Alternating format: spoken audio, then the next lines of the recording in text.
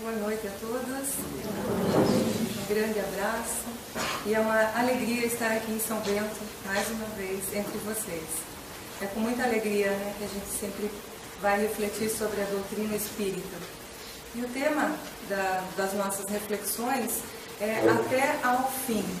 Encontramos esta expressão até ao fim no livro Pão Nosso, de Emmanuel, na psicografia de Chico Xavier. Ele vai falar até ao fim, naquela frase de Jesus: aquele que perseverar até ao fim será salvo. Será que nós estamos perseverando até ao fim? O que nós encontramos, e fomos daí pesquisar, né, curiosos que somos, fomos pesquisar esta frase de Jesus no Google, e encontramos em todas elas, em todas as pesquisas, aquele que perseverar até o fim. E muda totalmente de sentido mesmo a frase se nós dissermos. Será que nós estamos com bastante ânimo e força para irmos até ao fim do que nos destinamos nesta encarnação? Vamos refletir sobre isso.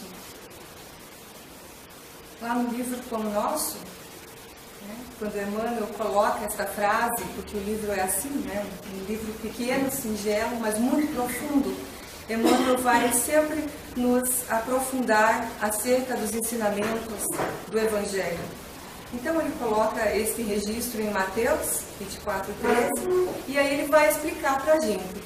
Aqui não vemos Jesus referir-se a um fim que simbolize término, e sim a finalidade, ao alvo, ao objetivo. O Evangelho será pregado aos povos para que as criaturas compreendam e alcancem os fins superiores da vida. O Evangelho está para nós, para que então alcancemos com perseverança o fim a que estamos destinados, a que nos propomos quando viemos à carne uma vez mais. Mais uma vez estamos aqui então, e Jesus está dizendo que seremos salvos se formos perseverantes ao fim, aquilo que nos cabe realizar. E busquemos refletir nesse início, então, de noite aqui, juntos, né? Busquemos refletir se estamos sendo perseverantes ao fim do que nos propomos nesta vida, pois não sabemos quando estaremos terminais. Falamos nestes termos, terminal, porque a gente vai comentar acerca da eutanásia nesta noite. Um assunto preocupante e que é título de estudo em nossa casa e acabou virando uma palestra porque gerou grandes polêmicas neste dia de estudo e a gente acabou então elaborando a palestra. Chico Xavier, ele costumava, por muito tempo, visitar uma família que morava num barraco à beira de uma mata.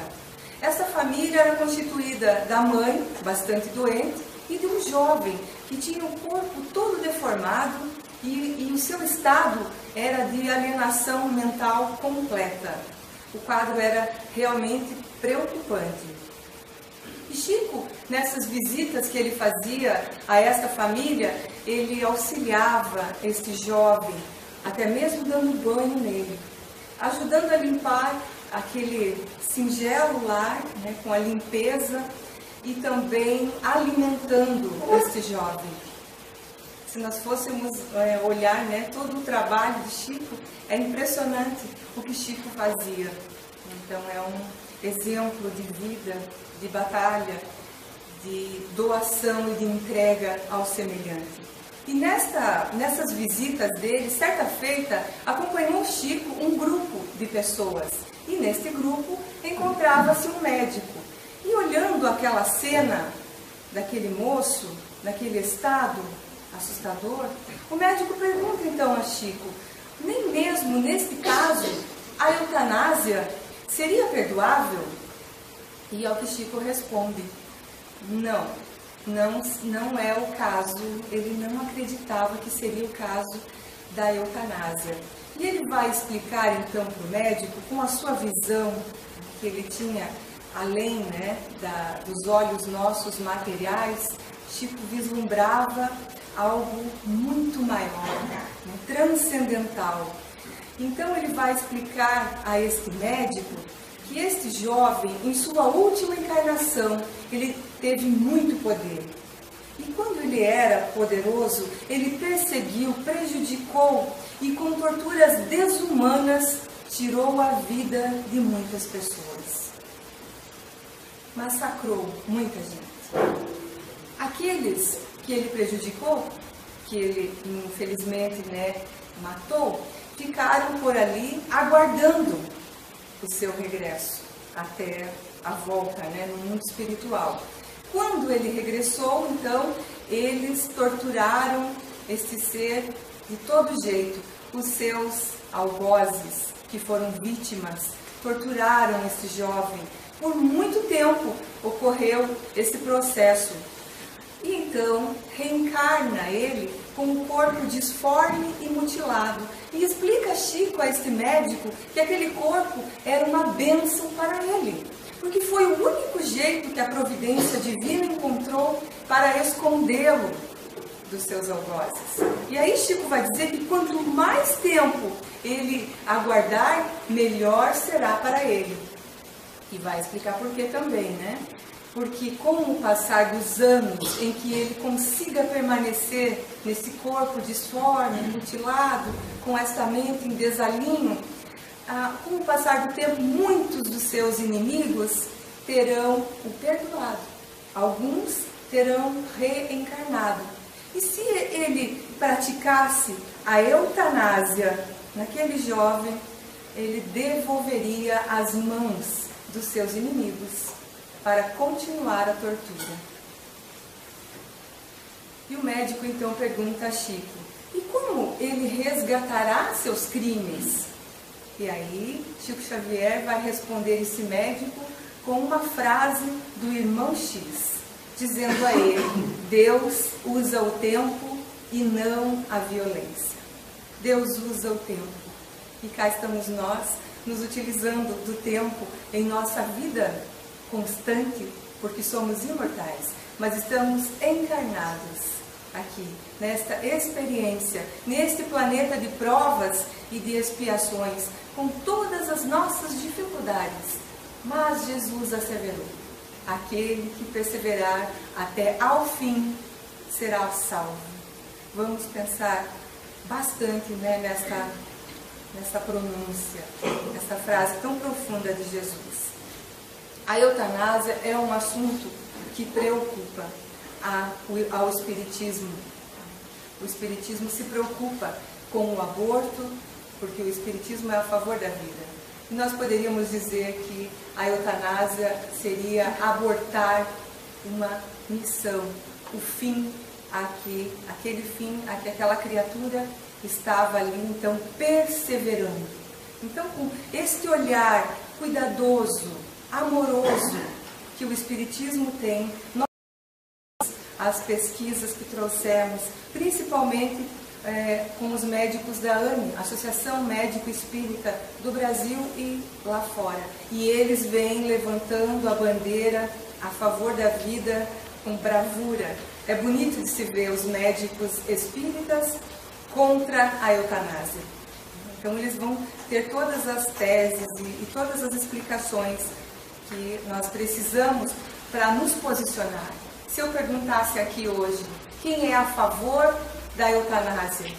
Não precisa levantar a mão, mas é só para a gente pensar, né? Só para a gente pensar um pouquinho.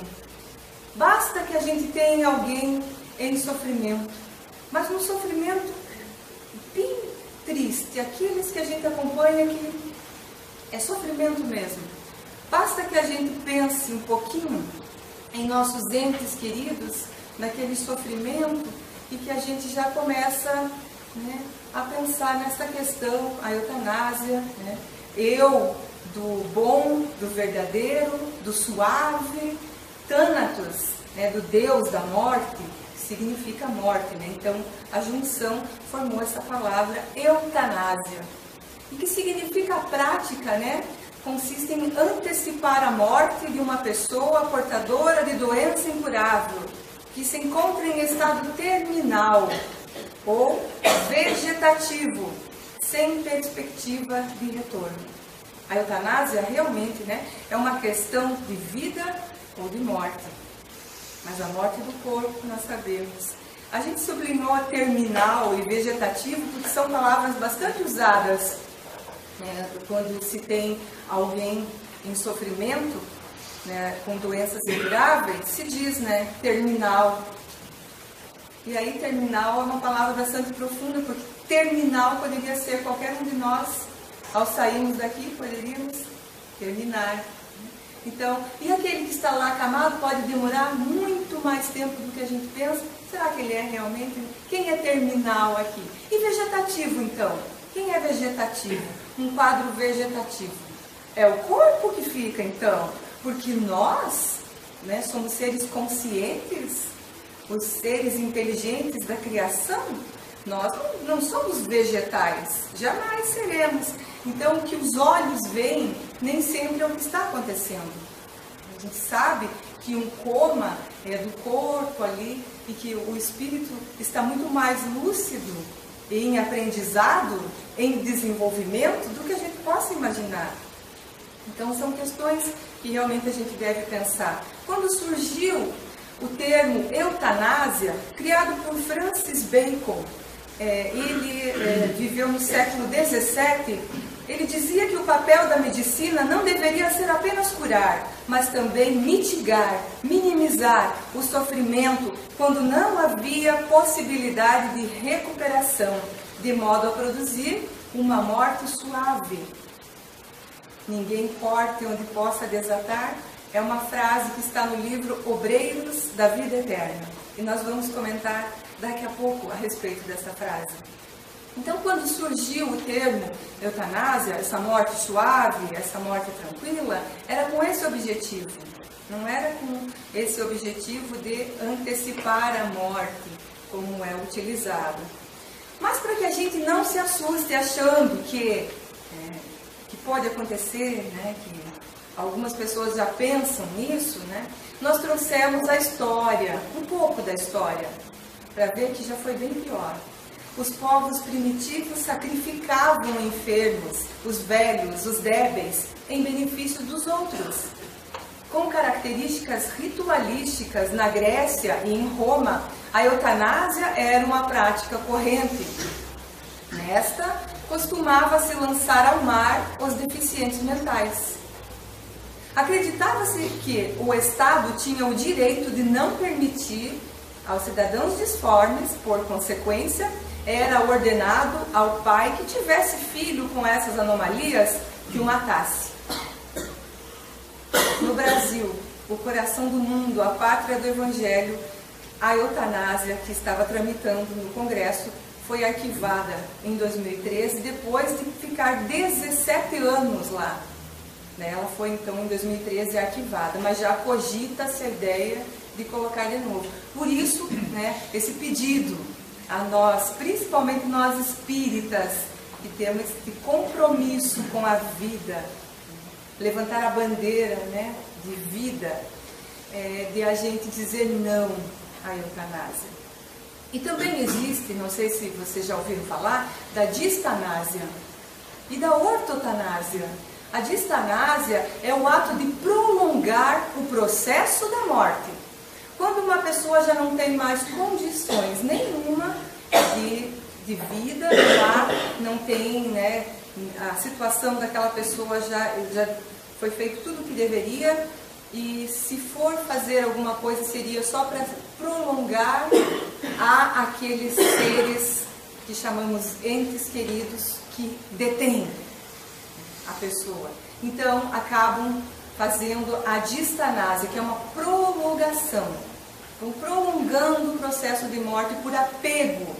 E a distanásia também não é uma prática que vai ser salutar a qualquer um de nós. E a ortotanásia, do orto correto, é a morte correta. É uma prática legal no Brasil, e aqui ocorre sim, quando os médicos tomam as suas decisões, eles estão praticando então a ortotanásia. É assim que esperamos, né? É assim que esperamos. Não nos assustemos, pois Jesus também, além de dizer, né, da perseverança, ele disse que nós não devemos temer aqueles que matam o corpo, mas não podem matar a alma. Nós temos que tomar cuidado então com o espírito, com a morte do espírito. Quando Jesus faz essa recomendação, ele está nos alertando que tomemos cuidado com o nosso espírito.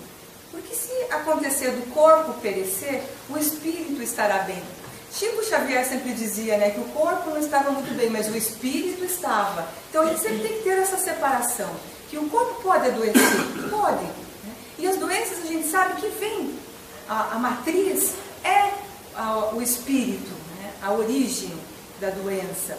Então a gente deve tomar sempre cuidado para manter a nossa mente em alinho, lúcidos, né? Com essa força, com essa perseverança ao fim a que viemos e cuidar do espírito. Mas também devemos cuidar do corpo. Recomendação lá no Evangelho, né? Todos os cuidados desse empréstimo que recebemos, que é o nosso corpo físico, onde habitamos por enquanto. Né? E quando Jesus fala o homem do mundo é mais frágil do que perverso, é só para a gente lembrar que aquelas situações envolvendo os quadros errados, de erros, né? Por exemplo, sabemos que em Curitiba tivemos uma médica que fez a eutanásia em várias pessoas, né? E que houve uma revolta muito grande. Mas Jesus nos lembra que o homem do mundo é mais frágil do que perverso. É o desconhecimento da lei de Deus. E lembremos também dos mandamentos, né? Não matarás. Em hipótese alguma, é uma atitude correta, né? De forma alguma. E tem uma cartilha feita pela Federação Espírita Brasileira, que levanta esta bandeira contra a eutanásia. É uma cartilha bem singela, com apenas 34 páginas, e ela está disponível gratuitamente para qualquer um que queira se inteirar do assunto. Nós tiramos algumas coisas dessa cartilha, e uma frase muito linda de Giovanni Borges de Souza diz que a filosofia materialista, que só percebe as leis que regem a matéria, causa um grande mal à humanidade. E as ciências, sob sua influência, ao propor soluções que primam por não levar em conta a existência do espírito e os seus interesses. É aquela preocupação com a vida material. Principalmente nesses momentos de grandes dificuldades, que nós sabemos que o corpo é perecível, aquela questão da dignidade. Infelizmente a gente ouve muito, né, que é falta de dignidade. Imagina cheirar mal, né, por causa de alguma doença. É falta de dignidade. Isso não é correto. Isto é uma visão materialista da vida. E essa visão materialista é que vai causando grandes males a nós. Se a gente não prestar atenção, que somos espíritos, e priorizar as coisas do espírito, acabamos então tendo também esta visão materialista. Aí nós trouxemos uma pesquisa bem resumida dos estudos que foram feitos sobre o pedido da eutanásia. Que tem bem poucos países que admitem, né, a eutanásia. E essas pessoas que optam por esse processo, elas alegam que, os 3 primeiros, né, perda de dignidade, a dependência e o cansaço da vida. O cansaço da vida chega a ser até engraçado, né? Porque a vida não acaba. Como que alguém pode cansar da vida, né? Dor, má qualidade de vida, desejo de controlar as circunstâncias da morte. Essas são as alegações de pessoas que acham que é melhor optar, dizer sim à eutanásia. Sobrecarga financeira e falta de apoio social. Isso é uma realidade aqui no Brasil, né? Porque realmente, se a gente tem um problema mais grave de saúde, a sobrecarga financeira vem. A falta de apoio social também. Então, são questões a se pensar, né? sobrecarga de outrem. Ninguém quer, a gente ouve bastante, ninguém quer dar trabalho para o outro, né? Mas às vezes pode ser orgulho da gente, a gente não quer que os outros nos ajudem. Porque se os outros vão nos ajudar, é porque eles também estão vinculados nesta expiação. Então a gente deve confiar em Deus e ter a paciência necessária para ser perseverante ao fim. Insuportável degradação física. Direito de acabar com o sofrimento e morrer com dignidade. Mais uma vez a palavra dignidade. Alguns dizem que são senhores do seu destino. Sou livre e posso dispor da minha vida. Isso são questões colocadas não pela doutrina espírita, mas nós vamos encontrar nas obras básicas essa questão. E dizem não, as pessoas que são contra. Então, há grandes problemas em países que admitem a eutanásia, porque as pessoas começam a se preocupar com as outras questões, então, né, e começam a surgir. Aquela questão de ultrapassar os limites entre ser a eutanásia voluntária e a involuntária. Nessa questão do involuntário, muitos idosos estão usando até crachás, dizendo que não querem a eutanásia. Alguns saem do seu país de origem e vão, por exemplo, até a Alemanha, onde lá não é legalizada a eutanásia, então causando até problemas sociais por causa disso, né? Mais uma questão, imagina ter que escolher entre viver ou morrer. É uma questão complicada, né? Imagina nós ali, né, vivendo no Brasil, em que é legalizada a eutanásia e nós podemos escolher se queremos continuar ou não. Aí, podendo escolher se queremos continuar vivendo ou não, vem a pressão e vem a culpa por viver. Claro, nós estamos dando trabalho ao nosso filho ou a algum parente, né? E a gente vai começando a se sentir até mesmo culpado, porque no país é legalizado. É bem complicado. E só para lembrar, então, que na nossa vida é uma grande realidade. Nós não vivemos quase nunca situações ou preto ou branco. Ou seja, nós nunca temos só tristeza em nossa vida. E também nunca temos só alegria. É uma mistura de tons de cinza. Nós temos alegrias e temos dificuldades e dores e sofrimentos. Nós temos dores, mas também temos as compensações. Então a vida é assim, não existe esse extremo. Nós sempre temos as nossas compensações, nós sempre temos apoio. Então por que desistir? Temos que perseverar. E no Evangelho, segundo o Espiritismo, lá no capítulo 5, Bem-aventurados os aflitos, no item 28, Kardec vai questionar a São Luís. Um homem está agonizante, vítima de cruéis sofrimentos. Sabe-se que seu estado é desesperador. É permitido poupar-lhe alguns instantes de angústia à pressão do seu fim? São Luís responde uma resposta bem maior, nós só colocamos um pedacinho. Quem quiser, daí pode chegar em casa e ler na íntegra, né? Quem, pois, vos daria o direito de prejulgar os desígnios de Deus? Não pode ele conduzir o homem à borda do fosso para daí o retirar, a fim de fazê-lo retornar a si mesmo e de conduzi-lo a outros pensamentos? Ignorais as reflexões que poderia fazer seu espírito nas convulsões da agonia, e quantos tormentos pode lhe poupar um relâmpago de arrependimento. Nós não fazemos ideia. Nós estamos vendo ali aquele corpo deteriorado, parecendo inanimado, mas nós não sabemos o que está acontecendo com o espírito imortal. Se ele não está até melhor do que antes, porque a doença é um convite para uma auto-busca, um auto-encontro. Fazemos as reflexões, como diz São Luís, nós fazemos.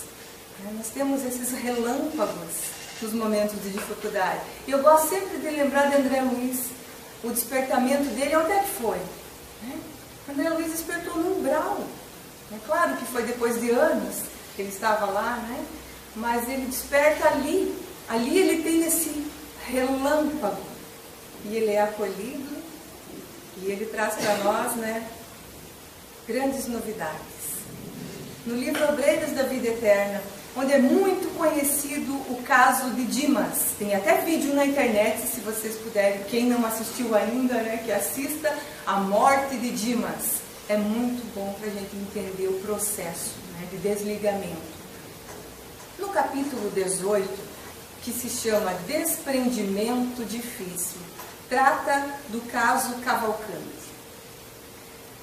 Ele vai iniciar esse capítulo dizendo que encontrava Cavalcante lá no hospital, em estado terminal. Ele estava lá nos seus últimos momentos de vida e ele estava com um apendicite, estava todo inflamado e desencadeou um processo inflamatório em todos os órgãos, né? Infecção generalizada. Naquele tempo em que o livro foi escrito, faz tempinho, né? Faz bastante tempo. E estava então Cavalcante lá, agonizando. E a equipe de André Luiz está ali auxiliando.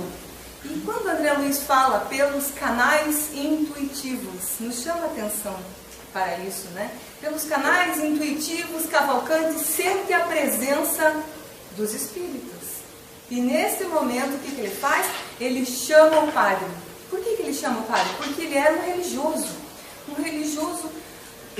como que a gente diz, fervoroso, porque ele era católico. Ele era fervoroso na sua religião. Ele praticou ela com alinho. Foi persistente em praticar o bem em toda a sua vida.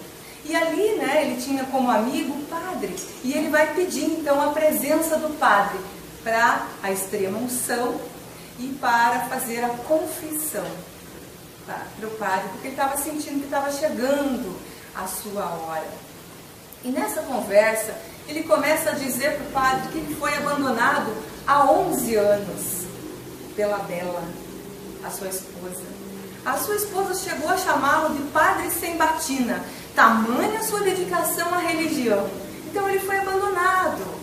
E naqueles últimos instantes, lembram do relâmpago de arrependimento? Estava ele lá lembrando da Bela, com aquele amor que ele ainda tinha por ela. E ele pede ao padre que traga a Bela, para que ele possa pedir perdão a ela, porque foi ele que errou.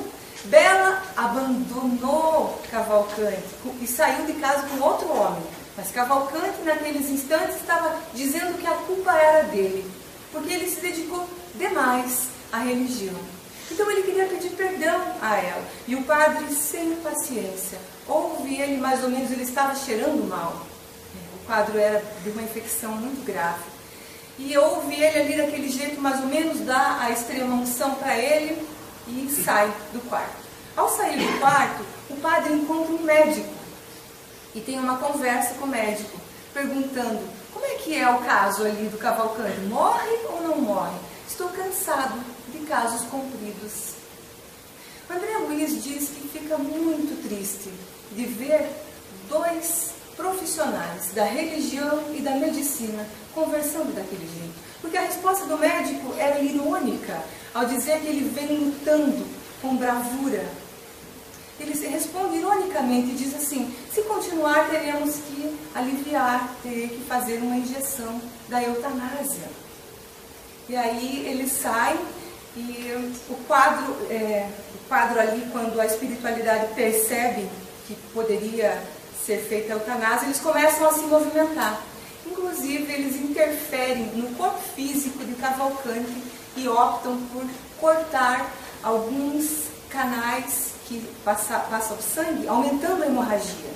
A interferência da espiritualidade até mesmo no corpo físico de Cavalcante, para que não fosse feita a eutanásia, tentando acudi-lo, por mérito dele, é claro. Então ele estava se esvaindo em sangue e entra num sono. Não sabia Cavalcante que sua esposa já havia desencarnado há mais de 1 ano. E ele, naquele sono que ele entra, naquele pedido de rever Bela, né, a espiritualidade traz Bela, que havia desencarnado de sífilis, numa situação muito triste, num leito muito desleixado. E eles trazem então a Bela, ela chega lá, eles descrevem que é um verdadeiro fantasma, porque ela está toda maltrapida, toda judiada. E quando ela chega no leito, os dois né, aquele momento tão mágico, tão lindo, daquele reencontro. Imagina, depois de 11 anos, ele pede perdão, ela também pede perdão porque foi ela que errou, e ali eles travam, então, essa conversa que traz a Cavalcante uma paz de consciência. Então, ele começa a vislumbrar outros quadros no hospital e não percebe que são visões espirituais. Entende ele que são visões da matéria. Ele não tinha o conhecimento do espiritismo. Então ele começa a entrar num quadro de perturbação no momento em que a equipe espiritual deve retirar Bela, porque ela já havia, né, cumprido o seu papel ali, ela não tinha mais nem condições de permanecer, então ela deveria ser retirada. Mas Cavalcante se desespera. Não quer que Bela saia, começa a gritar apavorado e começa a descrever os outros quadros, e nisso chega o médico. E o médico diz que não tem condições, que aquele quadro ali já seria, que ele está entrando num processo já quase uma loucura, né? E que ele teria que aliviar Cavalcante. Então, a espiritualidade, numa última tentativa ainda de salvar Cavalcante, eles tentam de todas as formas fazer o desligamento. Por isso o desligamento difícil, mas Cavalcante tem muito medo da morte, ele não quer morrer. E ele se prende à carne, de uma forma que a espiritualidade não consegue auxiliar. E o que acontece é que chega o médico e aplica a injeção da eutanásia. Nesta situação toda, André Luiz destaca o gigantesco poder da mente, porque Cavalcante já tinha méritos para receber esse auxílio, mas a mente dele ainda ligada ao corpo, né, ele não sonhava a paz que o aguardaria após a morte, né? Então, ele foi fazendo todas as reflexões dele, né? Ali já falamos da cena chocante, a visita de Bela. Nesse momento em que há esta conversa, essa paz de consciência, André Luiz destaca também que a dor desenha a tela da lógica no fundo da consciência com muito mais nitidez que todos os compêndios do mundo. Então a dor desencadeia em nós uma lucidez, um entendimento, e se a gente tiver olhos de ver, a gente aprende com a professora dor. Basta que a gente queira, né?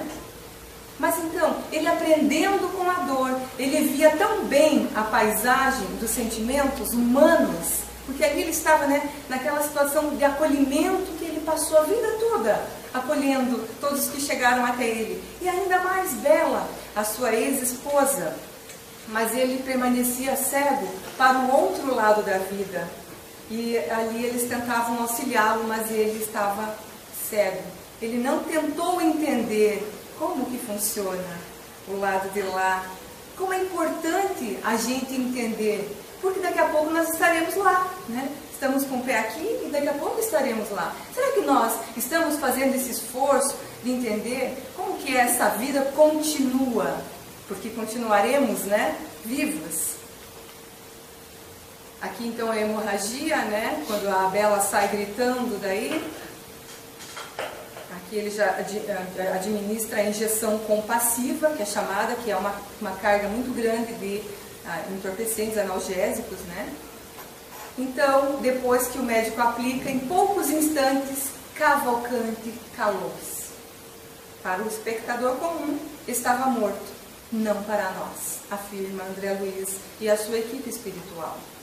Porque há uma grande diferença entre morrer e desencarnar. Aprendemos isso estudando o Espiritismo. Aí fica o convite, né? Então aqui André Luiz vai explicar sobre essa carga fulminante da medicação de descanso, por atuar diretamente no sistema nervoso, interessa os centros do organismo perispiritual, que nós sabemos que somos, né? Somos corpo, perispírito e espírito.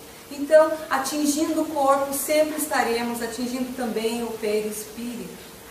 Cavalcante permanece agora colado a trilhões de células neutralizadas, dormentes, invadido ele mesmo do estranho torpor que o impossibilita de dar qualquer resposta ao nosso esforço. Eles calcularam 12 horas desse torpor, mas levaram 20 horas. E eles descrevem que foi um serviço laborioso da equipe espiritual. E ele se encontrava lá mesmo depois dessas 20 horas, apático, sonolento, desmemoriado. O choque elétrico no corpo perispirítico, no nosso invólucro, né, do espírito, estava inerte, inconsciente.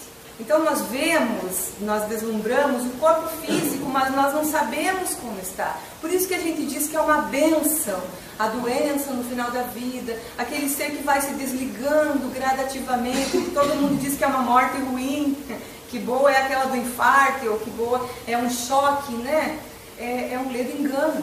É claro que a gente não vai ficar aqui torcendo para que a gente tenha uma doença, que fique longo tempo, né? Mas tudo tem uma razão de ser. É preciso que a gente confie em Deus, né? A natureza não dá saltos. Olha o que André Luiz vai explicar o que acontece com os suicidas. Eles costumam sentir, durante longo tempo, a aflição das células violentamente aniquiladas. E os viciados experimentam tremenda inquietação pelo desejo insatisfeito. Aí André Luiz vai destacar a importância do nosso desapego às emoções. Como nós somos apegados ainda, né, às questões da nossa vida material. Né? Basta que a gente imagine uma possível, né, não volta, a gente já começa, né, a lembrar que a gente vai ter... As nossas emoções vão à flor da pele, né? Prejudicando a matéria, complicaremos o quadro de serviços que nos é indispensável e estacionaremos, em qualquer situação, a fim de restaurar o patrimônio sublime, posto à nossa disposição pela bondade imperecível. Aí a irmã Zenóbia, já no capítulo 19, em que há uma outra situação de desencarne, ela comenta ainda sobre essa situação do Cavalcante. Ela vai dizer que, pelas crenças, pelos dogmas que estão arraigados em nós ainda, de priscas eras, porque nós trazemos ainda em nós, né, algumas situações, por exemplo, né, o medo do inferno, onde é o umbral, né, dos espíritas, né, como que vai ser, né? Então, isso tudo, essa nossa crença, essa nossa falta de entendimento é responsável pelas crianças espirituais que são recebidas e acolhidas do lado de lá. Então a gente chega lá, né, cheio de dúvidas e todo perdido. Então nós trouxemos 2 casos para que a gente possa, de vez, levantar a nossa bandeira a favor da vida. O jovem lá do caso do Chico, ele estava em expiação, ele estava sendo protegido naquele quadro que se via doloroso, mas era uma proteção para ele, uma verdadeira bênção, como está na história, né? E o caso de Cavalcante, ele que foi um perseverante trabalhador no bem, ele estava num caso de desprendimento difícil. A morte dele poderia ser diferente, mas como ele estava muito preso, então ele estava com todas as suas dificuldades. Aí, aquela questão que nós falamos do estudo que foi feito sobre a eutanásia, né, que eu sou livre, posso dispor da minha vida, né, sou senhor da minha vida. Kardec fez essa pergunta: o homem tem o direito de dispor da sua própria vida? E a resposta: somente Deus tem o direito. Porque dispor da nossa própria vida, que não fomos nós que criamos, é uma transgressão da lei. Quando uma pessoa vê à sua frente uma morte inevitável e terrível, é culpada por abreviar de alguns instantes o seu sofrimento por uma morte voluntária? Sempre se é culpado de não esperar o termo fixado por Deus. Aliás, haverá certeza de que ele tenha chegado malgrado às aparências e não se pode receber um socorro inesperado no derradeiro momento? Essa é uma pergunta que os espíritos daí fizeram a Allan Kardec, né? A gente não sabe qual é o derradeiro momento. Nós não sabemos, né? Temos que confiar. Nos diz José Carlos de Luca, no livro O Médico Jesus, que o Senhor criou o tempo. E Ele tem todo o tempo do mundo para cuidar de nós. Nós devemos confiar. Aí tem a solução para esse problema. Lembra que a gente comentou sobre os problemas sociais, toda a preocupação que há, que às vezes é melhor, né, que a pessoa se vá mesmo. por questões financeiras, pelo desgaste da família, né? Existe já no Brasil, né, os cuidados paliativos. Né? Quem trabalha nessa área, você trabalha nessa área, trabalha, né, dá para ver, ela entende mais do que eu, né? Eu só, né, pesquisei por cima. Os cuidados paliativos visam aliviar o sofrimento e agregar qualidade à vida e ao processo de morrer. Aliviar todos os problemas existentes, prevenir a ocorrência de novos problemas, promover oportunidades para experiências significativas e valiosas, crescimento pessoal, espiritual, autorrealização. Desde 2009 já foi colocado, né, pela primeira vez na história da medicina brasileira, os cuidados paliativos como princípio fundamental do novo Código de Ética Médica. Existe até uma cartilha dos cuidados paliativos, ela é maior do que o livro da febre, mas vale a pena ler esse projeto, tudo isso que envolve, né, esse cuidado paliativo. Então, o que é morrer dignamente, segundo o Dr. Gilson Luiz Roberto, que é presidente da AME do Rio Grande do Sul? Ele publicou essa matéria em 2007. Ele escreveu: o que é morrer dignamente?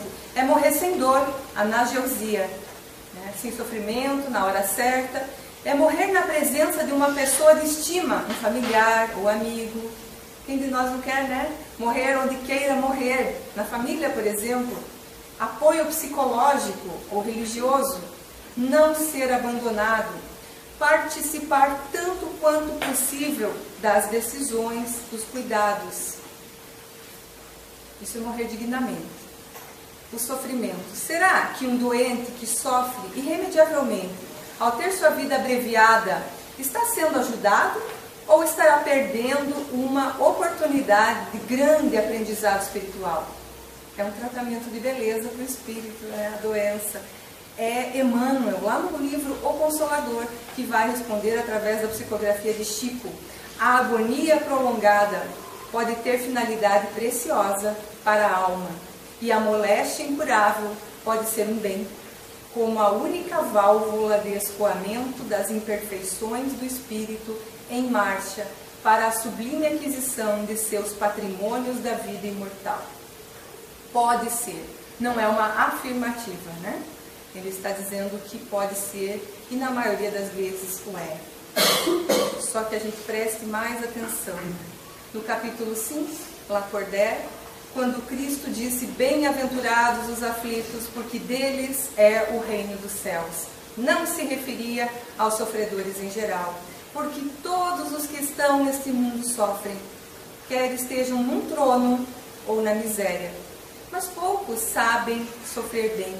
Poucos compreendem que somente as provas bem suportadas podem conduzir ao reino de Deus. Poucos de nós estamos aproveitando, então, né, com perseverança ao fim a que nos destinamos.